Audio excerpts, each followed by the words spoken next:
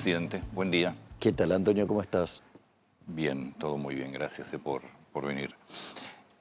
Primero que te pregunto, ¿qué pasó ayer? Bueno, ayer nosotros viajamos a Tierra del Fuego. Teníamos programadas algunas actividades. Las hicimos, lo que tenía que ver, por ejemplo, la visita a la planta de Newsan, que fue la verdad que una experiencia muy hermosa. Y teníamos otra visita, digamos, con los guardaparques, que también estuvimos reunidos con ellos. Digamos, no fue posible ir hasta el lugar, digamos, pero por dinámicas de tiempo, pero sí, digamos, vinieron a verme al hotel y así estuvimos ahí. Y después, bueno, la idea era hacer una caminata y bueno, nos topamos de vuelta con los violentos de siempre, que básicamente en otra muestra de intolerancia por parte, digamos, de facciones del kirchnerismo, llamaron a hacer un escrache y además a tener consignas violentas y buscar... Pero esto no es la única vez que lo hicieron, esto también lo hicieron en un acto que hicimos en Lomas de Zamora, también habían hecho grandes amenazas cuando hicimos el acto en Moreno. Es decir, esto es una dinámica que ellos están implementando para... O sea, básicamente lo que quieren ellos instalar es que yo no puedo hacer bajadas al territorio porque la gente me odia. La realidad es que después la información termina fluyendo, se termina descubriendo de que es un escrache, digamos, organizado por parte, digamos, de gente vinculada al kirchnerismo y donde además utilizan recursos públicos y además bloquean la seguridad. Por lo tanto, me parece que lo que están mostrando es la peor cara que tienen, ¿no? O sea, me parece que sirve para que la gente tenga conciencia que ellos que están todo el tiempo acusando a fascistas de todo el mundo, los verdaderos fascistas son ellos, porque los que no permiten que se exprese otras ideas son ellos. ¿Vos sentís que podés salir a la calle? Obviamente sos el presidente, hay un tema de seguridad, pero ¿sentís que podés salir a la calle y que la gente... ¿Qué te dice la gente? ¿O qué te puede llegar a decir la gente? Porque también no te puedes mover como cualquier persona, pero... Pero de hecho yo salgo a la calle y, digamos, y nunca tengo problemas. O sea, después siempre puede haber alguien que se queje, digo, eso es parte de... Cuando vos tenés una tarea como ejercer el poder ejecutivo, inexorablemente, cuando vos tomás decisiones, hay decisiones que a algunos les va a caer mejor, a otros les va a caer peor. Bueno, digo, eso es parte de la vida democrática y se resuelve vía las urnas, o sea, no vía la violencia. Es decir, el mecanismo por lo cual se resuelve es ese. Entonces, que puede haber gente descontenta, sí, lo puede haber. Es parte, digamos, de... Es más, hay un libro muy hermoso de Gary Becker que se llama Social Economics. Entonces, en un momento Gary Becker dice, bueno, mire, frente a las mismas condiciones reales sobre mi, digamos, sobre mi vida, sobre mi economía y demás, dice, yo soy más feliz si están los republicanos en el poder. Bueno, entonces eso, digamos, es entendible. O sea, o digamos, hay gente que, digamos, si hubiera 100%, nadie estaría pensando. Así es que parte de la construcción, digamos, tiene que ver que... Hay como una violencia bastante marcada, y no es de un solo lado también. Y yo no me parece que sea un buen camino y no sé cómo se frena, pero es una sociedad hoy mucho más violenta. Bueno, digamos... y no de un solo lado. El kirchnerismo, digamos, tiene como hábito, digamos, si no está en el poder, destrozar. Entonces, digo, todo tiene que ver, porque a qué, digamos, hacer referencia a violencia. Para mí violencia es querer bloquear actos, digamos, agredir gente. Digo, eso es violencia y eso, ese tipo Las redes es violencia muchas veces. A ver, pero digamos, en las redes con un tuit nadie te lastima. No estoy tan seguro, ¿eh? Bueno, digamos... Podés generar un clima de violencia. Bueno, digamos, la primera recomendación es que si no sabes cómo funcionan las redes, no te metas en las redes. Las redes tienen determinadas lógicas y cada red social que vos uses tiene una dinámica distinta. Entonces, tenés que aprender a convivir Sí. con eso. O sea, violencia es, digamos, cuando alguien se mete con tu vida, con tu libertad, con tu propiedad. Eso es violencia. Esa es una clase de violencia. Decir, por ejemplo, que la sociedad no odia lo suficiente a los periodistas. Me acuerdo de esto por lo que le pasó a Roberto Funes. ¿Eso no es violencia? ¿Y quién lo agredió? No, está bien, voy de vuelta. La pregunta es, ¿quién lo agredió? No sé quién lo agredió, pero decir que la sociedad no odia lo suficiente a los periodistas, ¿no es violencia? Digo, ¿no creen ustedes también que hay...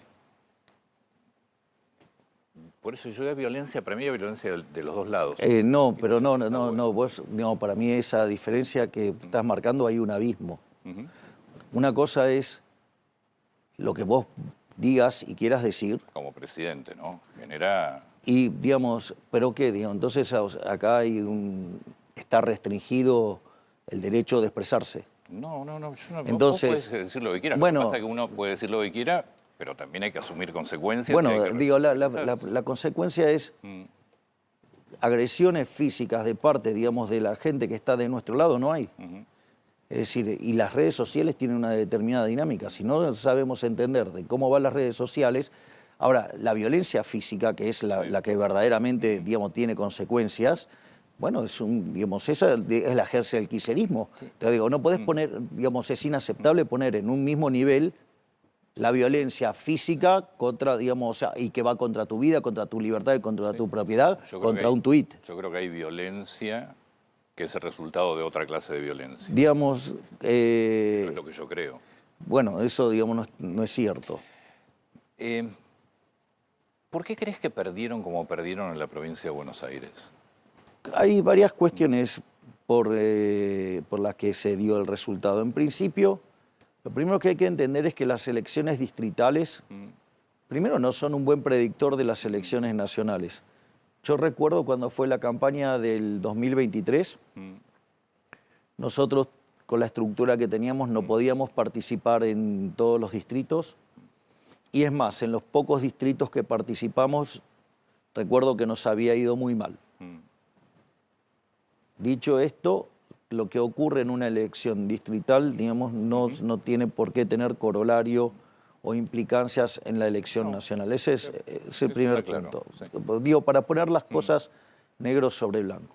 El segundo punto era una elección donde había una disputa, digamos, territorial muy importante, donde los intendentes tenían un rol muy importante porque se jugaban la composición de sus consejos deliberantes.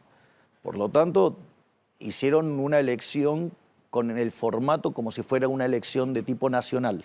Como si fuera la elección de las intendencias. Exactamente. Entonces, de hecho, utilizaron candidaturas testimoniales, utilizaron un montón de recursos, digamos, que están reñidos con la ética, pero y además se votó con un sistema electoral que permite el fraude. Entonces, digamos, se puso toda la carne al asador y obtuvieron el resultado que obtuvieron y nosotros tuvimos un 34% de los votos. Entonces, siendo una elección que no es, digamos, ejecutiva, digamos que es una elección además puramente distrital, que fue separada. Ahora, yo te hago una pregunta. ¿Vos sabés con cuánto ganó la provincia en el 2015 María Eugenia Vidal? No tengo tanta memoria. Con 37%. Sí, elección a gobernador, no era esta. Está bien, pero lo que digo es, nosotros sacamos 34%. ¿Que podríamos haber tenido mejor desempeño en algunas secciones? Sí, digamos, y que podríamos haber hecho cosas mejores, sí, pero cuando vos mirás cómo quedó la composición de la Cámara, bueno, digamos, la composición tanto de la Cámara de Diputados como de la Cámara de Senadores a nivel provincial, la mejora es sustancial.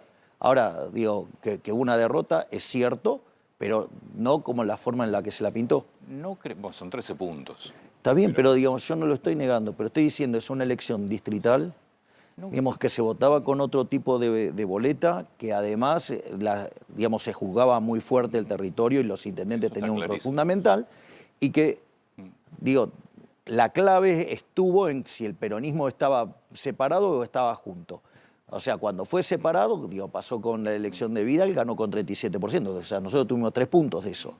O sea, entonces si nosotros hubiéramos achicado en algunos distritos las diferencias, nos hubiera ido mejor. ¿No crees que también la gente votó, entre otras cosas, porque no siente que le esté yendo bien? A ver, hoy la situación, digo, Argentina, lo primero que hay que tener en cuenta es que Argentina no está en el paraíso, pero que tampoco viene del paraíso. No, bueno, pero esto es un tema no menor, Antonio. Es decir, Argentina, cuando nosotros asumimos, teníamos la combinación de las tres peores crisis de la historia argentina. Teníamos un desequilibrio monetario que era el doble del que teníamos en la previa al Rodrigazo. Para aquellos que son muy jóvenes, en el año 1975 se generó un proceso en el cual, digamos, había un montón de controles. Cuando las cuentas no dieron más, hubo que liberarlos. Y eso hizo que la tasa de inflación se multiplicara por 6. Pensá que si nosotros teníamos el doble de ese desequilibrio, por lo menos la inflación se hubiera multiplicado por 2. Es decir, que básicamente si la inflación viajaba al 300, se hubiera ido a 3.600, casi en un suspiro. No solo eso, además, lo otro que tenemos que tener en cuenta es que la situación en el Banco Central era peor que la que había en la previa de la hiperinflación de Alfonsín, cuando tuvo 5.000% de inflación. Básicamente nosotros nos dejaron 4 bases monetarias venciendo a un día. No, porque esto es importante, porque si no sabemos de dónde venimos, o sea, es abstracta. Pero sino, hay que decir a un tipo que no vende nada. Está bien, pero bueno, está bien. Ahora yo digo, o sea, lo que voy a hacer es describir la situación, dónde estábamos, dónde estamos y dónde hubiéramos estado. La otra situación es que además los indicadores sociales eran peores que los del 2001. Y si vos hacías el sinceramiento, eran peores que los del 2002. Esa es la caracterización de la economía que nosotros, de Argentina, que recibimos, al margen de que había 9.000 piquetes por año.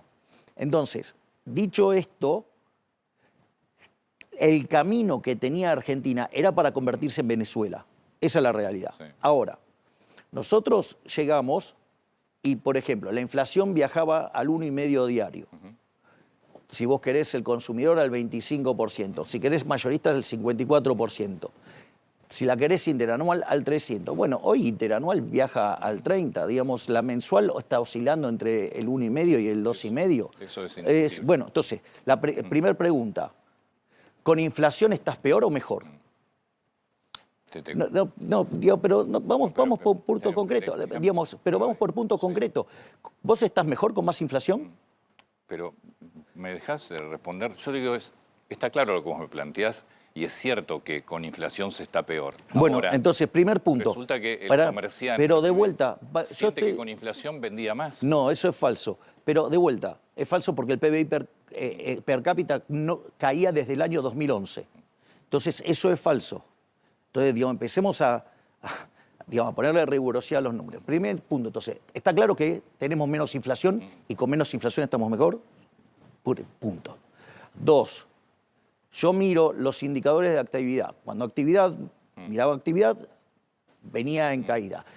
De hecho, había un arrastre estadístico de 3% del PBI. O sea, si no hubiéramos hecho nada, o sea, si hubiéramos seguido con lo que venía, hubiera habido una caída del 15%. A partir de abril del año pasado, la economía empezó a repuntar. En el desestacionalizado de diciembre del 24, ya estábamos 6% arriba del de diciembre del 23. Cuando vos tomás el primer semestre, la economía está más de 6% arriba del primer semestre del año anterior. Es decir, con más actividad estás mejor que con menos. O sea, yo te hago una pregunta, ¿qué es mejor, que haya más pobres o menos pobres? Yo sé lo que me vas a contar. Bueno, está bien, pero Antonio... Pero es que yo no dudo de los números. El problema no, Antonio, es que la percepción... Está bien, yo entiendo la percepción. También. Yo entiendo la percepción. Yo lo que quiero... Fue un poquito de aire, me parece que ese calor. Ok, yo digamos, a ver, lo que quiero decir es lo siguiente. Quiero que tengamos una configuración de dónde estábamos. Sí, eso está clarísimo. No, pero esto no es menor de cara hacia adelante, porque a mí lo que me importa es el mensaje hacia adelante. Es lo que yo creo que importa también. O sea, el único mensaje que importa es de acá hacia adelante. Entonces, yo lo que quiero trazar es las dinámicas que nosotros le hemos impreso a la economía argentina. Entonces, inflación a la baja. Sí. punto uno. Pobreza. A la baja. Han salido de la pobreza después de que se hizo el sinceramiento de precios y cantidades. 12 millones de personas salieron de la pobreza. Indigencia. Hay 6 millones de personas que salieron de la indigencia. O sea, gente que no tenía para comer, hoy tiene para comer. Inseguridad. Había 9.000 piquetes por año. Ahí no hay más piquetes. Es decir, en términos de droga, tenemos récord de incautación de drogas. Entonces, eso es cómo cambió la dinámica. Entonces, entonces ahora, por ejemplo, vos me decís, ¿la situación está dura? Sí, está complicadísima, Antonio. ¿Sabés por qué? Porque hay 31% de pobres. Es un montón, es una herida enorme. La pregunta es, ¿vos creés que se resuelve así con un chasquido o requiere crecimiento económico? No, pero para ahí. Ese es tu escenario real, escenario de los números y las estadísticas. Ahora yo te digo, ¿y por qué el Ditela, el índice Ditela, que la verdad que no puedo decir que Ditela es kirchnerista, te pone al gobierno con el índice de confianza más bajo desde que asumiste? Es decir, algo pasa. Obvio. Que todo lo que se logra, que sin duda se está logrando, es indiscutible la baja de la inflación, es indiscutible que eso te trae directamente baja de pobreza, pero también es indiscutible que hoy la economía está frenada y que no se percibe... Y yo no lo dudé eso y no lo puse en duda. Ahora lo explico. Vamos adelante. Pero ahora lo explico. ¿Por qué el índice de confianza en el gobierno entonces está en el nivel más bajo? Porque se desaceleró fuertemente la actividad económica. Concretamente. Sí. Hay un dicho, digo, que conocen los que juegan ajedrez. Vos podés jugar con las blancas, pero ¿qué pasa? Sí. Las negras también juegan. Bueno, claro. Exacto. Entonces, la economía argentina se venía expandiendo muy fuertemente durante la primera parte del año. Muy fuertemente, digamos, y venía acelerando hacia el 8%, digamos, en algún momento. Eso era lo que estaba pasando. La inflación a la baja. Digamos, la inseguridad fuertemente cayendo. ¿Qué quiere decir esto? Esto daba un contexto electoral que era muy positivo para el gobierno. Sí. Bueno, del otro lado decidieron empezar a atacar. Es decir, y salieron a romper todo. O sea, básicamente lo que vos ves es un esquema destructivo instrumentado desde el Congreso de la Nación de intentar de romper todo lo que hizo el gobierno. O sea, digamos, hay una vocación destructiva. Entonces, en esa vocación destructiva, la consecuencia de esto es que te aumentó el riesgo país. Cuando te aumenta el riesgo país, se te dispara la tasa de interés y al dispararse la tasa de interés, se te frena la actividad económica. Entonces, vos te venías llevando una actividad económica y ahora te encontrás con que no tenés demanda o que los pedidos que tenías ahora tenés menos, que el flujo de negocios ahora está mucho más lento y claramente es la consecuencia que vos tenés un grupo de forajidos tratando de romper todo el tiempo, entonces eso tiene consecuencias. Es decir, no es gratis, no es gratis. O sea, lo que hay que entender es que la vocación destructiva del kirchnerismo, que está dispuesta a romper todo porque lo único que le importa es el poder, no es gratis. ¿Y vos creés que en todo eso errores como haber roto relación con los gobernadores no juegan? ¿Los audios y las sospechas de corrupción en el caso de Españuelo, Landís, no juegan? ¿Libra no juega? Ahora lo de Esper, ¿vos crees que todo eso no juega? A ver, no estoy diciendo que no juega. Lo que estoy diciendo es otra cosa. Vamos por el caso de los gobernadores. Lo que hay que entender, digamos, cómo funcionan estas dinámicas. Esto es muy importante. Nosotros con los gobernadores, con los que tenemos afinidad, seguimos teniendo una excelente relación. De hecho, podés ver cómo la agenda, digamos, de Lisandro Catalán, nuestro ministro del Interior, está muy activa, digamos, o sea, cómo funciona la agenda del jefe de gabinete Guillermo Francos.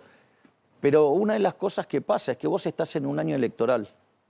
Y aun cuando vos seas parecido, digamos, vas a tratar de exacerbar esas diferencias porque es un año electoral. Si en el medio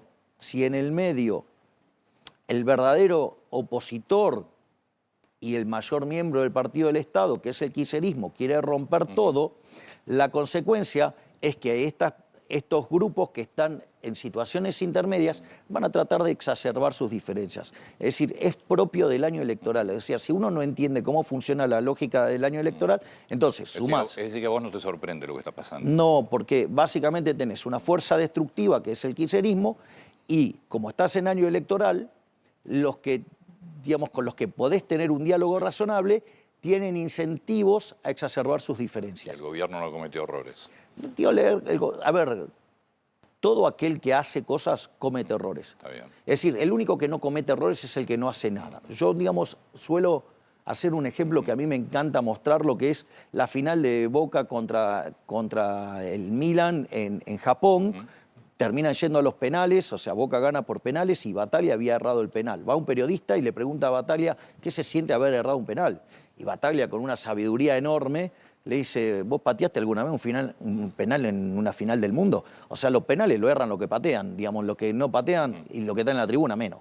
Entonces, a lo que voy es lo siguiente, es decir, cuando vos haces, hay chance de que cometas errores. Y si haces mucho, bueno, también, digamos, tenés chance de cometer muchos errores. O sea, eso es, digamos, lo electoral. No voy a escapar de ninguna de las preguntas, porque me hiciste varias. Sí.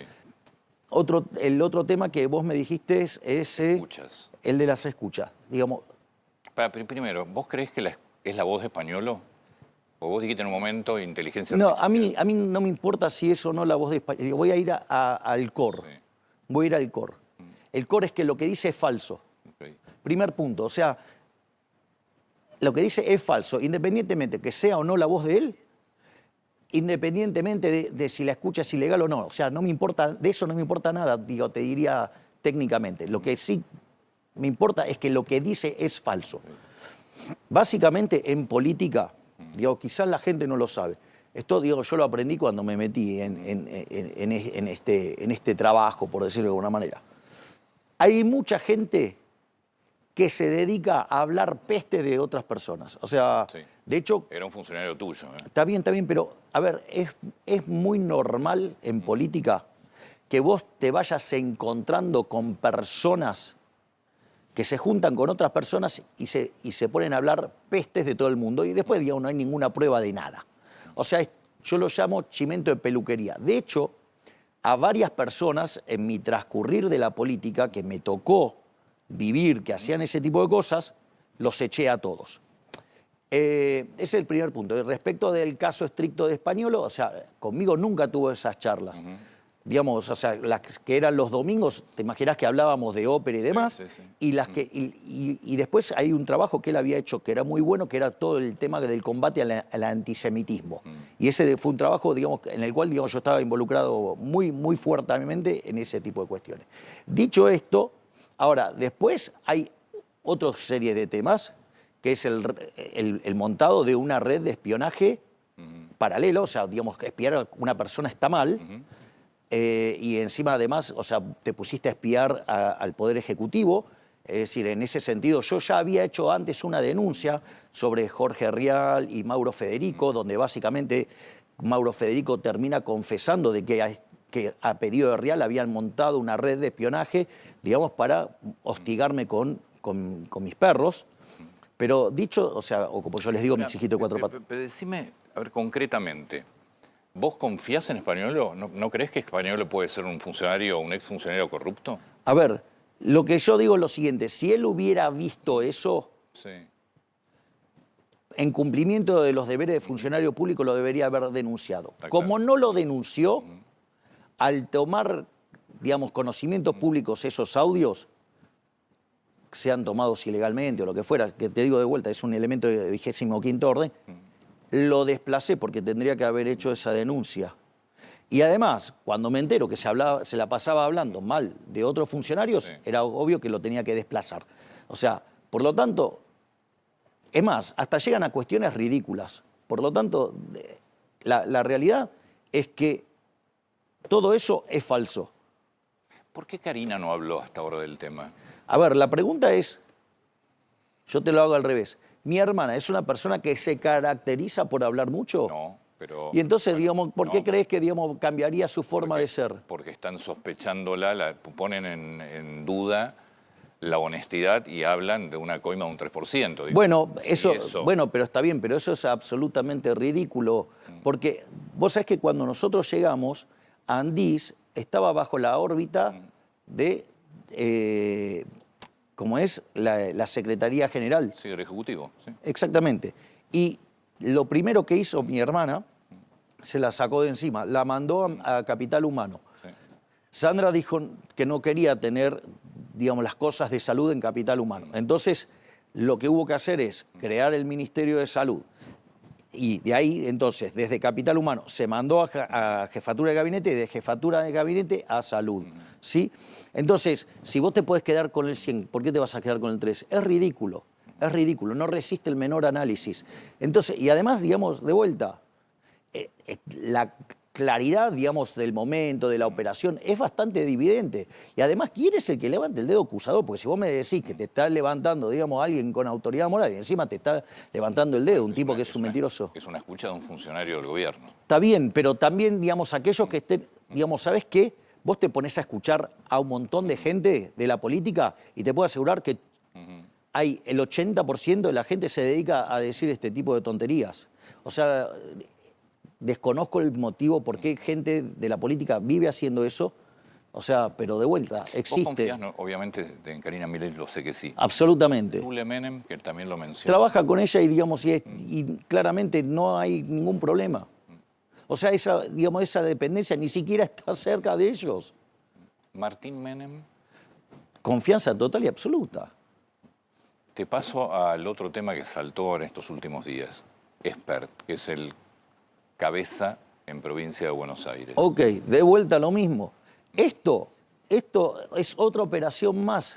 Es la misma operación que le habían hecho en el año 2019. Es diferente. Bueno, está bien, digo, pasaron 6 años. Entonces, se los ensució en el 2019, se ensució de vuelta en el 2021. O sea, eso es recurrente. Entonces, digo, es parte de la metodología con la que, en realidad, hay digamos... Esto está bien. Esto es una denuncia nueva que habla de una cifra de $200.000 Sí, mira, ligado al nombre de Espert, yo te voy a decir algo. la causa en los Estados Unidos. También, digamos, yo escuché a alguien que hablaba de una cifra de 7, digamos, dígitos en dólares y agarraba y daba especificaciones de cuándo había sido eso, dónde.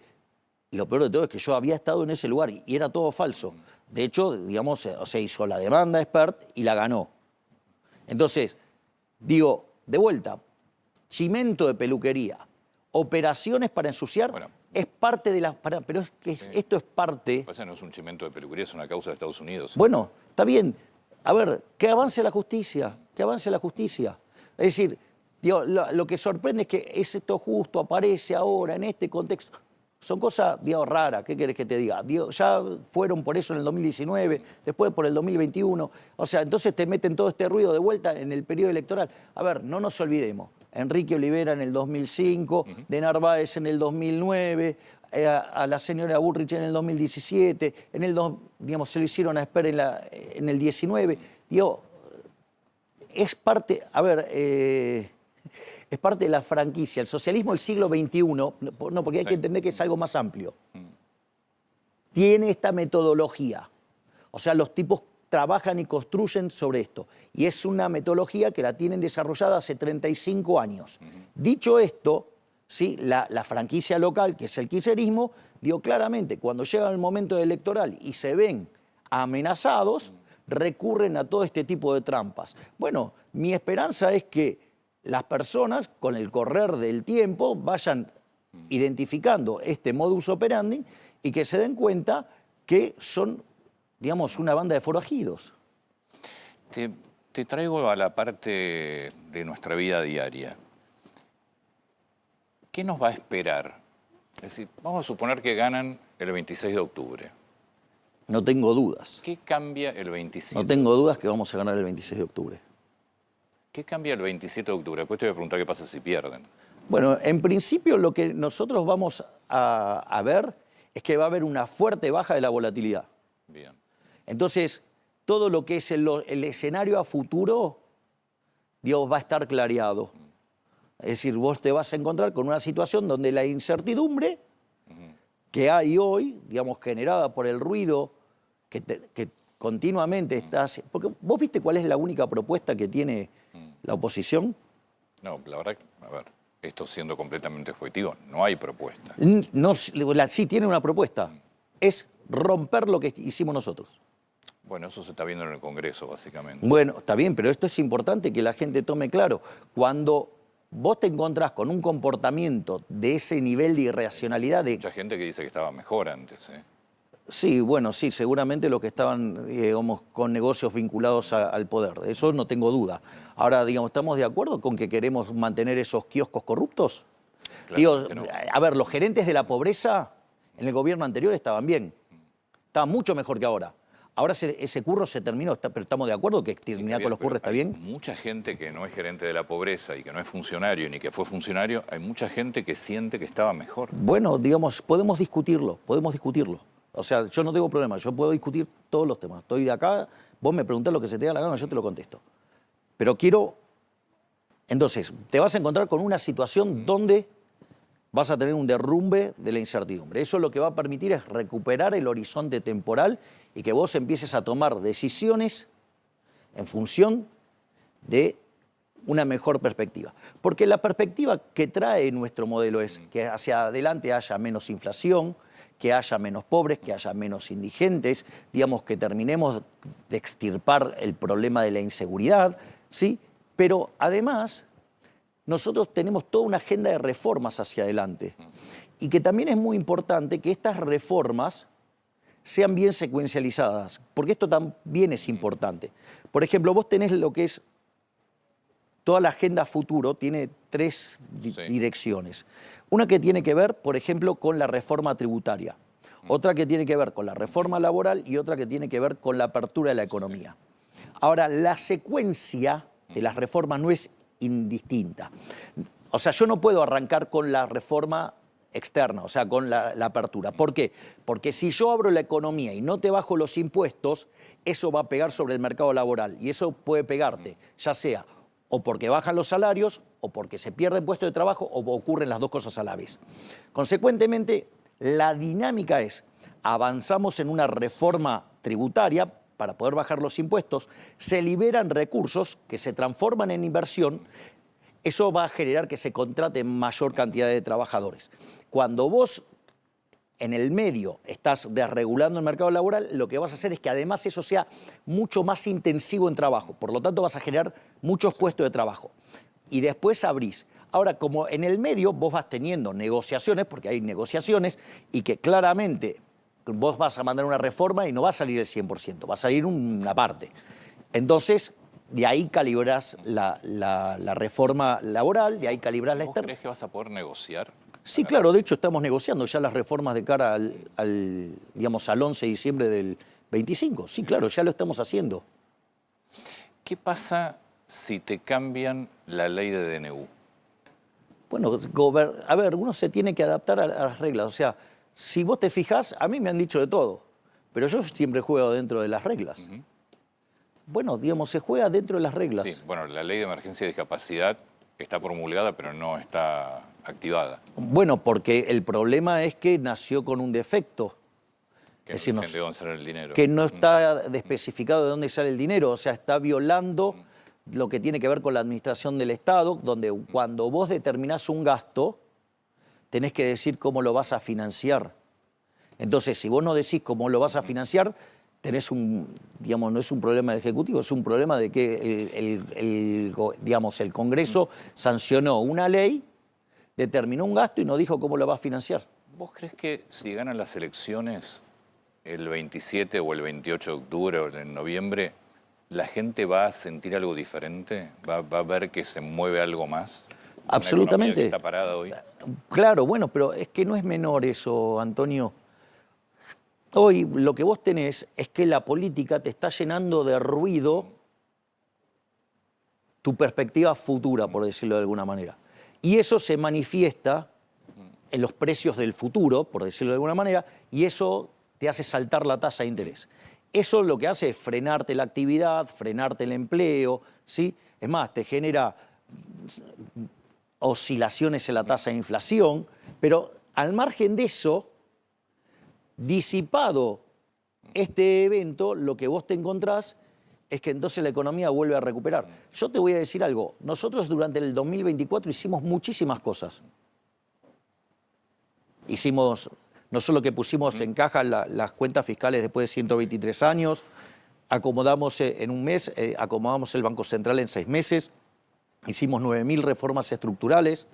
Ok, nosotros tenemos esa vocación reformista y continúa y sigue en pie. Y nosotros, o sea, seguimos que queremos seguir avanzando en este proceso.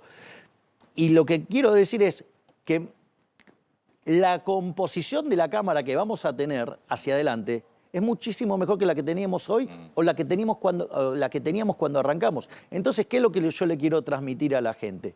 Que hay un futuro mejor, que nosotros somos el modelo de la esperanza, porque fíjate que nosotros somos propuesta. La propuesta del kirchnerismo es romper lo que hicimos nosotros, es volver al viejo modelo. El viejo modelo era un modelo que arrancamos siendo un país desarrollado y terminamos siendo subdesarrollado, digamos, un país que le quitó 13-0 a la moneda, le podría quitar 3 más, o sea, un agobio de inflación, una explosión de pobres. O sea, en Argentina, cuando nosotros llegamos al poder, 3 de cada 10 trabajadores formales eran pobres. Es decir, ni siquiera el trabajo se había convertido en un elemento de movilidad social ascendente. Entonces, claro, ese modelo es tan malo que ni siquiera lo pueden declarar. Entonces, lo único que hacen es tirar piedras, ¿no? O sea, romper. Bueno, nosotros proponemos el modelo de la libertad. Digamos, ¿qué es lo que muestra que la dirección es correcta? Porque la inflación, digamos, bajó, porque la actividad mejoró, porque la cantidad de pobres bajó, digamos, la inseguridad, tenemos récord de incautación de droga. Bien, entonces, ahora, ¿hemos terminado con la tarea? No, no terminamos con la tarea. 123 años de romper todo.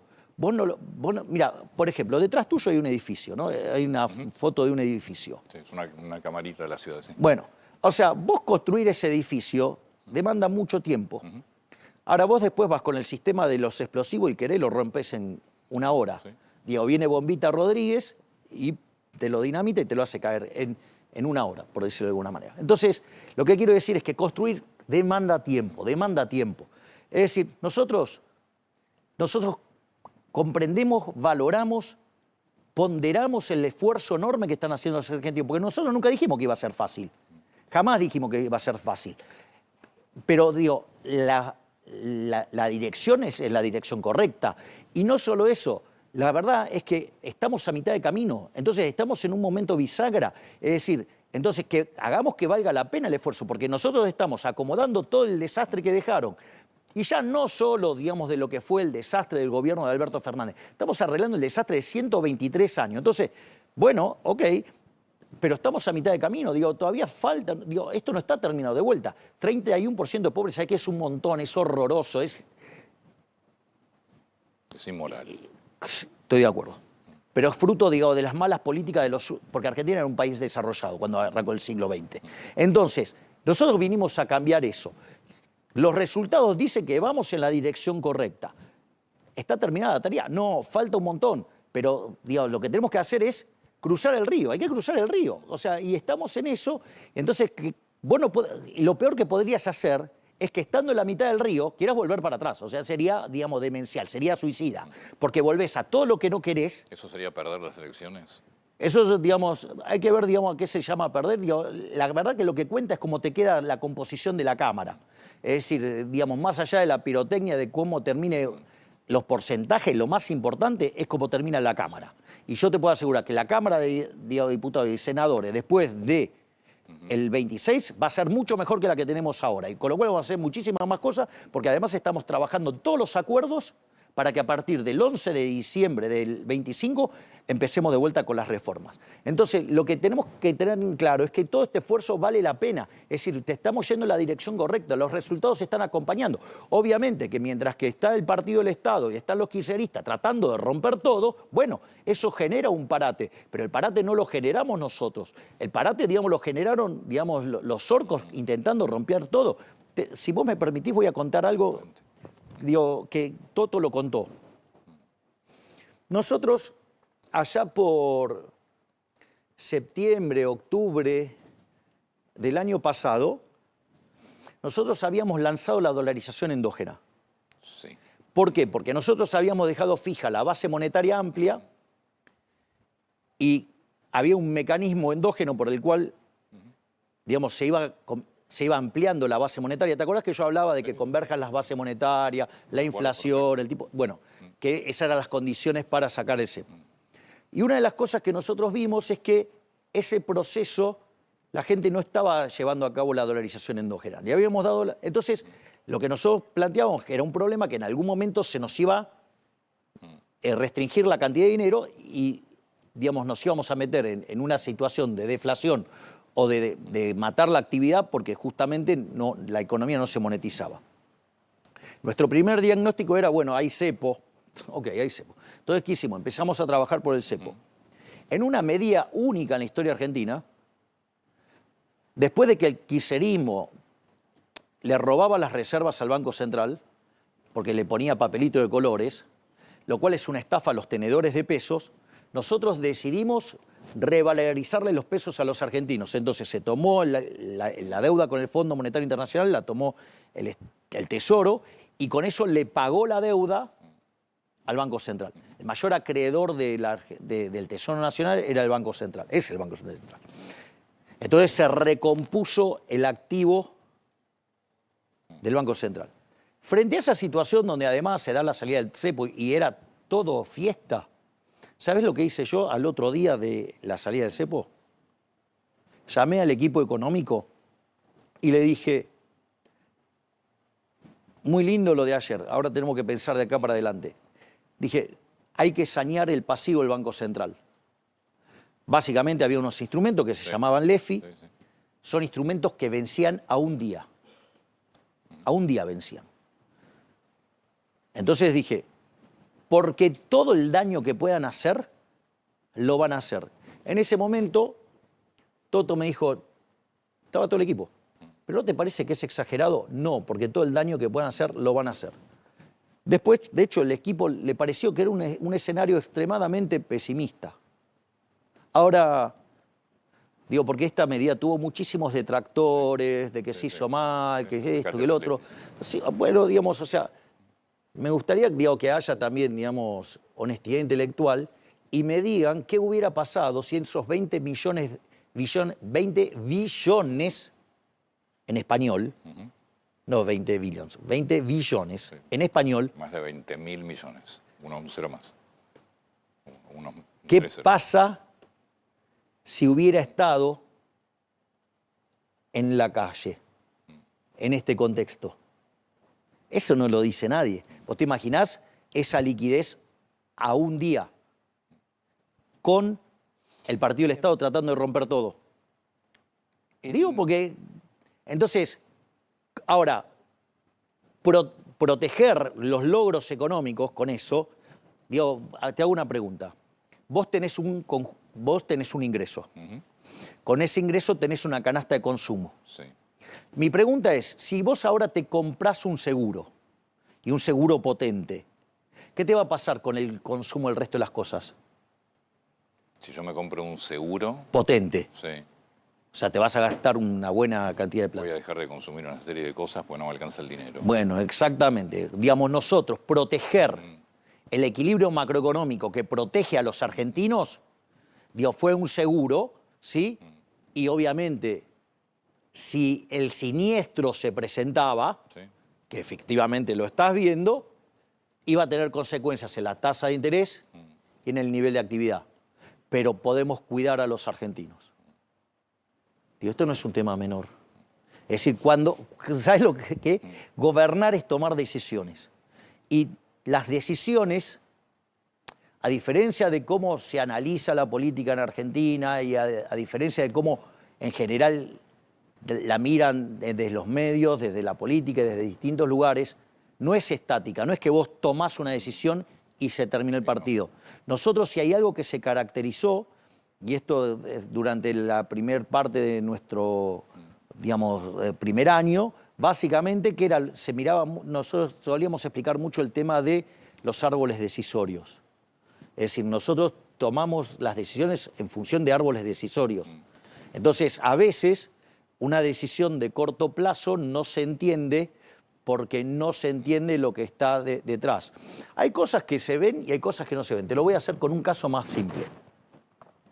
Probablemente una de las cosas que más se me suele achacar de haberla tirado a la tribuna es mi discurso en Davos 1 y mi discurso en Davos 2.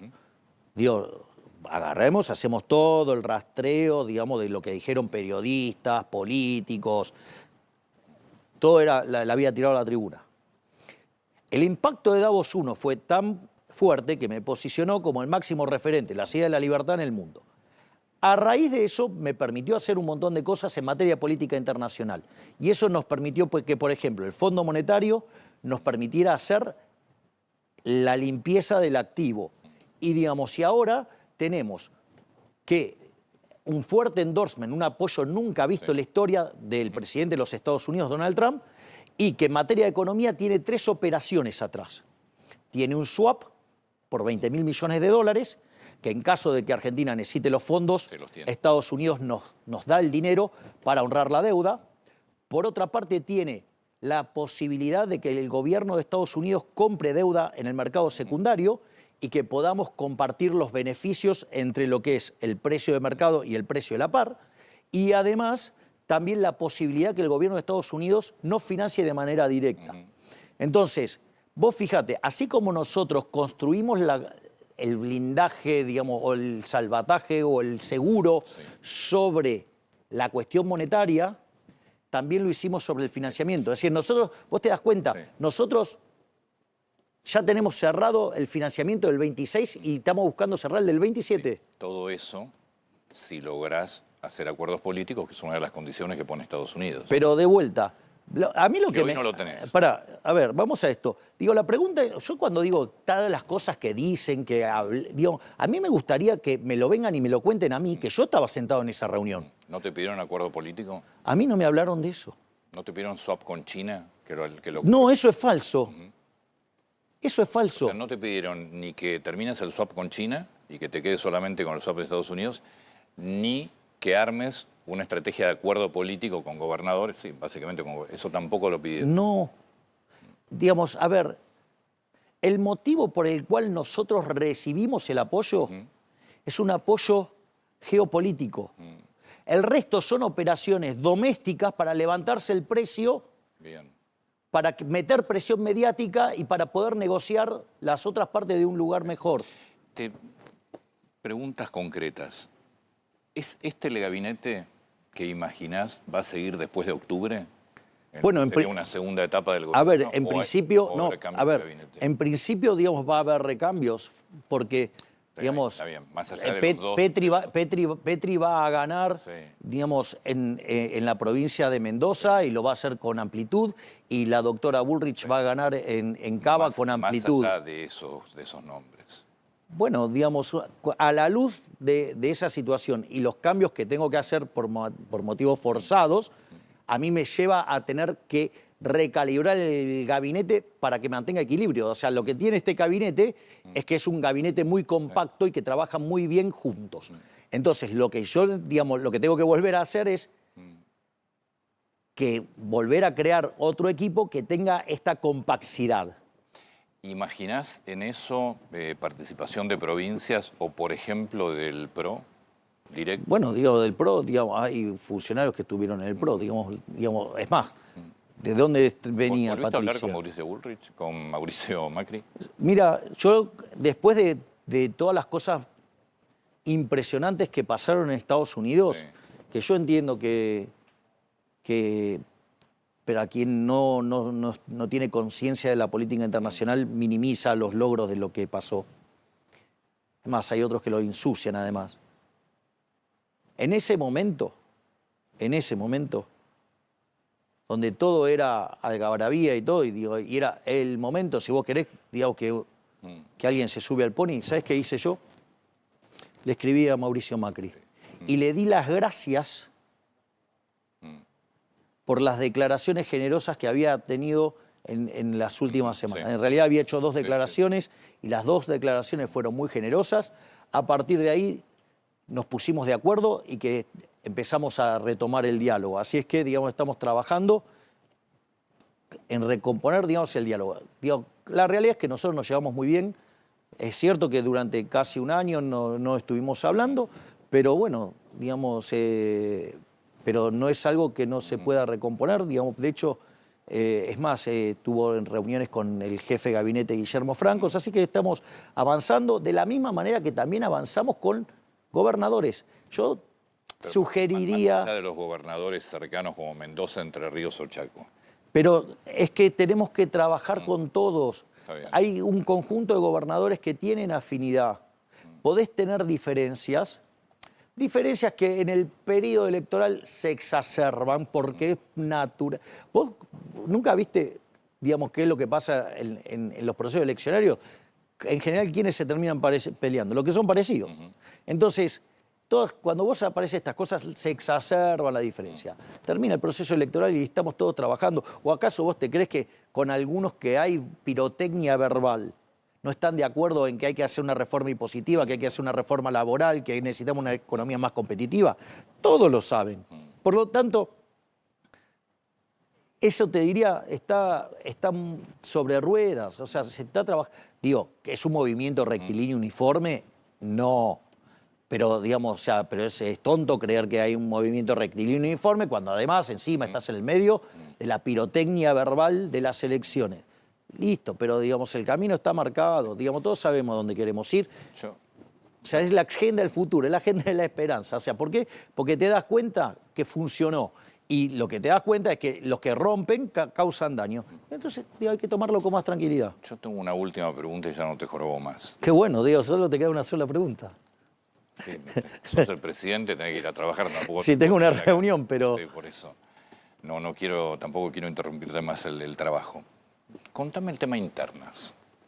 Mira, El rol de Karina Milei, el rol de Santiago Caputo, dos personas de tu extrema confianza, pero que se habla mucho de cruce de poderes. falso. O sea, los dos van a seguir al lado tuyo. Sí, O sea, absolutamente. Ese triángulo no se rompe. No. A ver, lo que hay que entender es que interna es cuando los problemas surgen de gente que está adentro. Sí, estoy hablando de gente que está... Sí, no, pero la basura que inventan, los que están afuera sobre lo que pasa ahí adentro... digo, a veces salen versiones de adentro también. Pero es que son mentiras. Son mentiras. Yo digo, me he encontrado con periodistas diciendo que yo dije tal cosa y soy yo, y yo sé que es mentira. Es decir, y te puedo hacer un track record de que el 85% de las cosas que lees en los diarios es falso. Es decir, porque lo vivo yo, digamos, o sea, soy el actor. Es más, fíjate esto, en esa mesa, digo, en la que estuve hablando con Trump, en la que estuve hablando con Marco Rubio, en la que estuve hablando con Bessent, donde el eje central de todo esto es geopolítico, le empezaron a poner un montón de cosas de gente que no estaba sentada ahí. Eso es lo que digo. Entonces, esto funciona de la misma manera. Digamos, entonces, ¿sabes qué? Nosotros tenemos un objetivo. Nosotros tenemos que gobernar. A nosotros nos votaron para hacer esto. Y yo voy a dedicarme a hacer esto. O sea, yo no, digamos, hasta que no tenga que renovar el contrato electoral, mi job description está claro. Porque yo dije, yo voy a hacer esto. Lo estoy haciendo. O sea, me pongan palos a la rueda o no, pero lo voy a seguir haciendo. Una más, hablando de ese tema. Definime Argentina del 2027. Bueno, Argentina del 2027 va a ser una economía con menos inflación, una Argentina con menos inseguridad, con menos pobres y con personas que tienen salarios más altos, jubilaciones más altas y vamos a estar muchísimo mejor. ¿Sí? Digo, la Argentina del 2027 es mejor que la de 2025 y mucho mejor que la del 2023. Y se abre la posibilidad de entrar el sendero de que Argentina sea el país más libre del mundo. ¿Por qué? Porque los países que son más libres básicamente son 12 veces más ricos que los reprimidos, tienen 50 veces menos de pobres extremos, 25 menos estándar. Para que más o menos te des una idea, si nosotros logramos consolidar este proceso, en 10 años nos podríamos parecer a España. En 20 años nos podríamos parecer básicamente a Alemania. En 30 a Estados Unidos y en 40 seríamos una superpotencia. Esa es la idea que yo les traigo a los argentinos. O sea, siguiendo estas ideas, en 10 años nos convertimos en España. ¿Las seguimos continuando? Digamos, quien venga detrás mío. ¿Me comprendés? En 20 años te convertís en Alemania. En 30 años en Estados Unidos, 40 años sos hiperpotencia mundial. Eso es lo que nosotros proponemos. El camino es la prosperidad. Es decir, en el fondo, por eso nosotros somos el Partido de la Esperanza. Y lo que hay que saber, que nada es gratis, que los atajos que te propone la política siempre terminan mal, porque Argentina viene aplicando los atajos, hace 123 años salió todo mal. Y en el camino a la prosperidad, ahora sí te dejo, te juro, ¿no crees que el tema Garrahan y el tema discapacidad fue un error del gobierno no haber avanzado con proyectos propios y no llegar a esta situación? Dos temas que son completamente sensibles y además completamente reales. A ver, yo te hago una pregunta. Nosotros queremos que, por ejemplo, las personas que reciben pensión de discapacidad tengan pensiones muchísimo más altas. Duplicarlas o triplicarlas. Ahora, la pregunta es, cuando nosotros llegamos había... 1.200.000. Sí, y cuando arrancaron eran 70.000. Sí, hace 20 años. En el 2003. Sí. La progresión de eso, diría que hoy tendrían que ser 100.000 los casos. Hay 1.200.000. No, pero a mí me parece fantástico. La pregunta es, pero la pregunta es, ¿vos estás de acuerdo con que se den pensiones a quienes no lo merecen? No. Entonces, vamos por partes. Pero también creo que después de casi 2 años de gobierno tendrías que tener la auditoría recontrahecha. A ver, quiero ir por partes.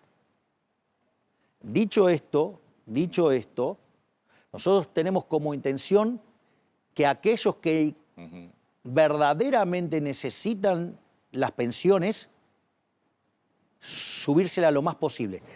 Ahora, la vida tiene restricciones, hay algo que se llama restricción presupuestaria. Entonces, lo que tengo que hacer es, básicamente, ahorrar los recursos donde no deberían estar y digamos, rediseccionarlo hacia lo que quieren. Bueno, es lo que estamos tratando de hacer. No es tan fácil y demanda tiempo y es más, hay auditorías en cursos, o sea, es más, la agencia está intervenida por el doctor Vilches, o sea, estamos avanzando, o sea, se está trabajando fuertemente, pero esa es la verdad. Ahora, ojo, porque así, digamos, también había escondido detrás de eso maniobras políticas. Y cuando vos tocas, una de las grandes virtudes del socialismo del siglo XXI, y en especial en la franquicia local, que es el kirchnerismo, es que esconden los curros detrás de causas nobles. Entonces, cuando vos vas a tocar al corrupto, dicen, vos estás atacando la causa noble. Y eso es mentira, porque en realidad lo que nosotros decimos es, tenemos recursos finitos. Si podemos determinar a ciencia cierta quiénes son los que verdaderamente necesitan la prestación... Sí, pues ya son 2 años, bueno, prácticamente. Bueno, digamos, del otro lado también tenés la máquina de impedir, Antonio. O sea, esto, digamos... ¿Y el Garrahan es lo mismo? Es la misma lógica. De hecho, digamos, fíjate cómo se fueron recomponiendo los ingresos del Garrahan. Entonces, y además fue de las partidas que más subieron. O sea, no es que... Porque vos lo que tenés que hacer es mirarlo en relativo a las otras partidas. Entonces vos, por ejemplo, me podés decir, no, bueno, pero le dimos 250% para redondear. Y te parece poco. ¿Sabés cuánto subió mi sueldo desde que asumí a hoy? Nada. 0. Tengo frisado digamos, al Poder Ejecutivo. Y bueno, digo, con lo cual, digamos, o sea, yo sé lo que es hacer esfuerzo porque lo estoy haciendo. Es decir, yo no ajusté mi remuneración. Sí. ¿Por qué, si esto es así, no se pudo evitar 2 proyectos en el Congreso que terminan generando, si querés, un impacto mucho mayor en el Porque de vuelta, sido, pero Antonio, pero es que no, pero el problema es que vos estás partiendo de un supuesto que no es real. Es decir, el supuesto es que vos asumís que vos tenés ganas de arreglar un problema. Sí, claro, sí, obvio. Bueno, la otra parte no quiere arreglar el problema, la otra parte quiere romper. Ese es el problema. Entonces, la otra parte, digamos, el tango se baila de a 2. Y cuando del otro lado el tipo te puso una pistola en la cabeza, las respuestas óptimas varían sustancialmente. ¿Qué? Se me siguen ocurriendo cosas. Dale, tranquilo. ¿Qué le dirías a los productores que escucharon que las retenciones bajaban a 0 y terminaron viendo que terminó siendo un negocio básicamente para 4 o 5? Falso. No, falso no, pasó eso. Falso. Falso. Las de granos, pues las de carne falso. Sin cupo. Falso. Se anuncia una norma. Sí. ¿Qué es? Hay que liquidar, o sea, vos era un cupo de 7.000 millones de dólares O a finales de octubre. o al 31 de octubre. Lo que ocurriera primero. Se marca una regla. ¿Sí? Esa regla, cuando una de las restricciones se dispara, ya estás. Sí. Queda ahí, ok. Entonces, se llegó a 7.000 millones, cortó. Sabemos claramente que los productores en general a esta altura no tienen Pará un poco, dame un segundo. Sí, dale. Vos, en realidad, la exportación se hace vía comercializadoras. Ahora, ¿vos sabés cuánto, antes de la medida, sabés cuánto estaba la tonelada de soja para...? No me acuerdo, pero... No, bueno, yo sí te lo voy a decir. $295. Sí. ¿Sabés cuánto está hoy? $350. ¿Te das cuenta que sí se beneficiaron los productores? Yo tengo mis dudas. No sé cuántos productores quedaron con soja en stock. Bueno, Me parece a que ver, todo el stock pero lo de tenían ya vuelta, las comercializadoras. digamos, las comercializadoras tienen Sí. que salir a comprar, no tienen todos los granos, tienen que comprar. Digo, el mejor reflejo es que de 2.95 te vas a 3.50. Es más, cuando estaba el kirchnerismo, la soja estaba en 600 Sí, ni hablar. y el productor recibía 2.50. Hoy en Chicago está a 400 y recibe 350. Es el precio más alto de los últimos 25 años. Entonces, que los medios quieran sembrar Pará. discordia... No, los medios no, los productores y los No, bueno. representantes de las entidades agrícolas. Bueno, digamos, puede ser que algunos hayan tenido incentivos políticos para decir cosas que son falsas. Bueno, es decir, tío, es más, ¿querés tenerla al detalle? Invítalo a Juan Paso y te lo explica a la perfección. Te lo explica. ¿Y hacia adelante con el tema retenciones? La idea hacia adelante es siempre bajar impuestos. Mi idea es, pero de hecho, nosotros le hemos bajado 43 cargas al campo. Digo, tendría que buscar la lista. Digo, son 43 mejoras que se le dio de manera directa al campo. Es decir, con lo cual, yo odio las retenciones. Odio las retenciones. Pero siempre, ¿qué dije cómo voy a hacer para bajar los impuestos? Mira, hay dos impuestos en Argentina que son siniestros Sí. a nivel nacional. Ingresos brutos. No, eso es a nivel provincial. Y eso se tienen que hacer cargo los gobernadores. Que es muchísimo peor que las retenciones. O sea, digo, es peor que las retenciones de ingresos brutos. Pero no importa. Pero hay dos impuestos que son siniestros. Uno es el que originalmente se llama impuesto al cheque, cuando lo Sí. puso Cavallo, Sí, que era sí. supuestamente transitorio, ¿no? Y que hoy se llama impuesto a los débitos y créditos bancarios. Ese es uno. Y el otro, que también es siniestro, son las retenciones. Nosotros, ¿qué dijimos? Que en la medida que la economía crezca y podamos sostener el equilibrio fiscal, vamos a bajar impuestos. Entonces vos me decís, ¿qué es lo primero que me tendrías que decir? ¿Lo hiciste? Sí, hubo impuestos, se bajaron las retenciones. ¿Sabés cuánto bajamos? 2,5 puntos del PBI. O sea, no es que no estamos... O sea, bajamos fuertemente el gasto público y además bajamos los Eso impuestos. es indiscutible, No, ¿eh? pero bueno, pero a ver, en nuestro plan fiscal... Pero para que yo te pregunté, No. ¿qué pasa hacia adelante? con Es lo que el te voy a tema? contestar ahora. En nuestro plan no te estoy fiscal... diciendo que No, lo no. bajaron. En nuestro plan fiscal, que está diseñado por el equipo de Toto Caputo, en una hipótesis que nosotros pudiéramos seguir esta dinámica hasta el 2031, ¿sí? Porque, digamos, o sea, planteas el escenario así. ¿Sabes cuánto les vamos a estar devolviendo a los argentinos en bajas de impuestos? 500.000 millones de dólares. O sea, más que lo que debemos hoy. Nosotros cuando llegamos había 450.000 millones de dólares de deuda consolidada entre Nación y Banco Central, Tesoro y Banco Central. Hoy hay 450.000. O sea, además en estos 20 meses pagamos deuda. Lo que te quiero decir es que de acá al futuro, de mantenerse la hipótesis base de crecimiento, le vamos a devolver a los argentinos 500.000 millones de dólares. Mirá si estamos pensando seriamente en bajar los impuestos. Presidente, muchas gracias. No, por favor, gracias, Antonio.